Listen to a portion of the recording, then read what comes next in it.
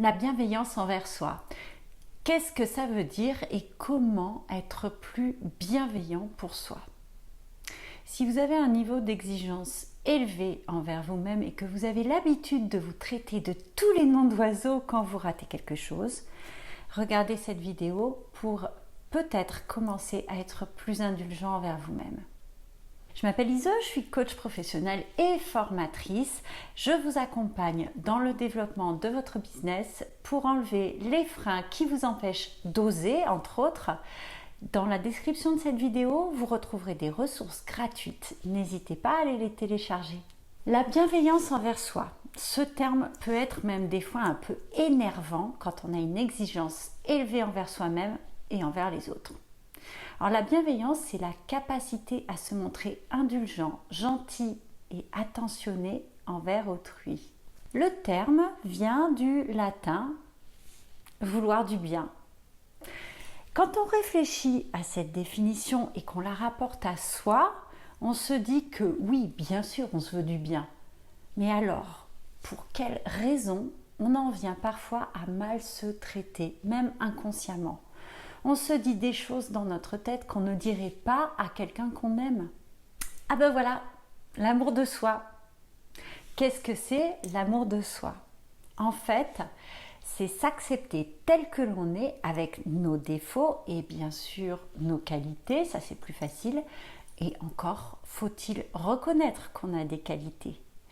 L'amour de soi, c'est un des piliers de l'estime de soi. Pour rappel, l'estime de soi, c'est un peu la valeur qu'on se donne. Si on a un bon niveau d'estime de soi, ça implique qu'on peut avancer dans la vie sans crainte. On sait s'appuyer sur ses valeurs, ses compétences.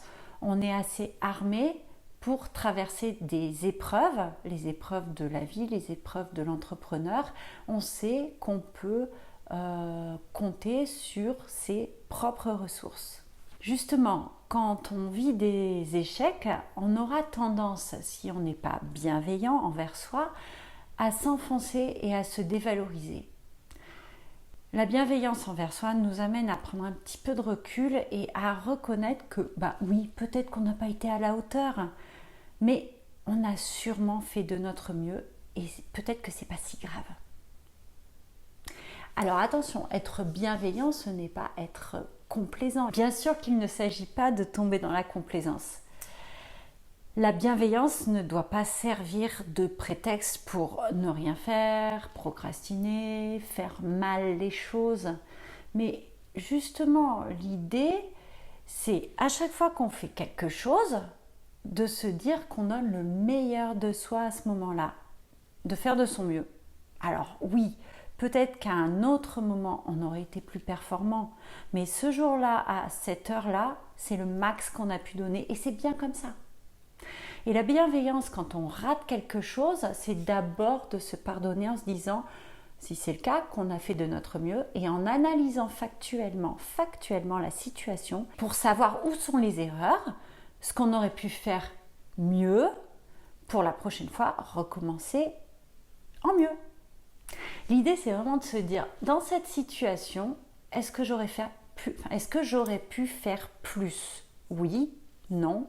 Si c'est non, alors soyez content de vous. Si c'est oui, ok. Qu'est-ce que vous auriez pu faire de plus? Et à votre avis, qu'est-ce que cela aurait changé? Et en même temps qu'on se dit ça, ne pas se fustiger. Faire de son mieux. J'aime beaucoup cette phrase, ce mantra. Mais encore une fois, il ne s'agit pas de s'en servir comme d'une excuse. Et d'ailleurs, aucun échec ne nécessite une justification à partir du moment où on sait vraiment qu'on a donné son maximum. Et qui sait, dans quelques mois ou années, notre maximum aura sûrement augmenté. C'est comme quand on sort de notre zone de confort, on augmente cette zone.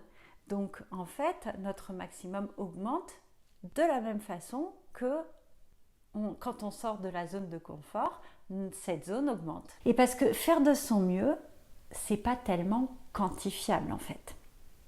Intégrer cette notion de faire de son mieux permet, quand on est sujet au perfectionnisme, de relâcher un peu la pression. C'est très utile aussi quand on rencontre un syndrome de l'imposteur qui vient nous enquiquiner. Il y a aussi quelque chose, c'est ne pas se comparer. Parce que quand on se compare à un concurrent forcément plus avancé que nous, on a tendance à dévaloriser notre travail. Et là, la bienveillance envers soi a encore toute sa raison d'être. Alors oui, vous trouverez toujours beaucoup mieux que vous. Et aussi beaucoup moins bien. Et au même niveau aussi. Ne vous comparez pas par souci de dévalorisation, mais plutôt comme un moteur à votre motivation. Et restez conscient que vous ne pouvez pas atteindre un sommet aussi vite que quelqu'un qui est habitué et qui le fait depuis plus longtemps que vous. Chacun va à son rythme. Et à la limite, si vous devez vous comparer à quelqu'un, comparez-vous à vous-même. Comparez-vous à vous il y a 1 an, il y a 6 mois, il y a 3 mois. Qu'est-ce que vous faites de mieux? Quel niveau vous avez atteint? Et célébrez, soyez contents, réjouissez-vous et félicitez-vous. Bon, c'est pas toujours facile à faire, c'est plus facile à dire, je suis d'accord. Mais le fait de le rappeler, nous rappelle aussi qu'il faut célébrer ses réussites. Et puis se pardonner. Donc, face à un échec, une erreur, une déception, on ne culpabilise pas. On examine la situation avec le plus de neutralité possible et éventuellement on note l'évolution de la situation par rapport au début. Par rapport, si vous avez créé donc votre business depuis 1 an et que vous n'êtes pas satisfait de votre chiffre d'affaires du mois passé, regardez le chiffre d'affaires du même mois 1 an avant. Y a-t-il une évolution? C'est mieux ou c'est moins bien? Et puis demandez-vous ce qu'il faudrait pour que ce soit mieux le mois prochain. Une petite parenthèse par rapport aux objectifs, puisqu'on parle de chiffre d'affaires. C'est toujours très très bien de se fixer des objectifs, évidemment. Mais on a le droit de ne pas les atteindre. Et ça arrive plus souvent qu'à son habitude. Eh bien, c'est pas grave. Il faut juste voir pour quelle raison on n'a pas atteint son objectif. Peut-être qu'il était trop élevé tout simplement. Peut-être que c'est une raison extérieure à nous. Peut-être que c'est pas notre faute. Peut-être que, oui, ce mois-ci, ça a baissé parce qu'on n'avait peut-être pas la pêche qu'il fallait pour avoir un chiffre d'affaires aussi élevé que le mois précédent ou que l'année d'avant. Ok, on revient à faire de son mieux. Pour finir, imaginez un ami ou une amie entrepreneur qui vous annonce un échec. Qu'est-ce que vous allez lui dire? « Oh ma pauvre, mais t'es complètement nulle !»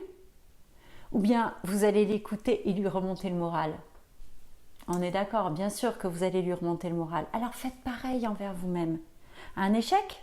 Remontez-vous le moral, chouchoutez-vous parce que vous le valez bien et vous allez avoir besoin de toute votre énergie pour repartir de plus belle. Et bien sûr, ne laissez jamais personne vous faire penser que vous n'êtes pas à la hauteur. J'espère que cette vidéo vous aura permis de mieux vous traiter. Dites-moi en commentaire où vous en êtes au niveau bienveillance envers vous. Et si elle vous a plu, la vidéo, laissez-moi un pouce bleu sous cette vidéo. À bientôt. Ciao, ciao.